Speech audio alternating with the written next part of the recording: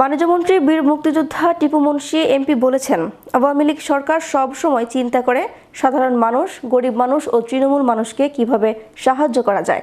পাশাপাশি এইসব NGO, private প্রতিষ্ঠান, সামাজিক প্রতিষ্ঠান এরাও অনেক উদ্যোগ নিয়ে এখানে এসেছেন। সোমবার সকালে উপজেলার পারুল ইউনিয়ন পরিষদ মাঠে আন্তর্জাতিক বেসরকারি উন্নয়ন সংস্থা ইসলামিক রিলিফের সহায়তায় 510 জন শীতার্ত মানুষদের শীতবস্ত্র বিতরণকালে তিনি এইসব কথা বলেন।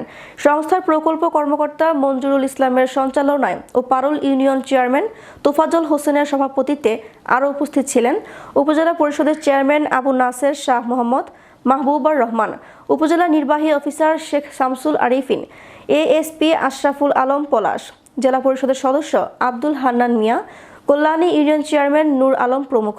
সংস্থার প্রকল্প কর্মকর্তা মঞ্জুরুল ইসলাম জানান, ইসলামিক রিলিফের সহায়তায় এর আগে উপজেলার কৈকড়ি ইউনিয়নের 490 জন শীতার্তদের শীতবস্ত্র বিতরণ করা হয়।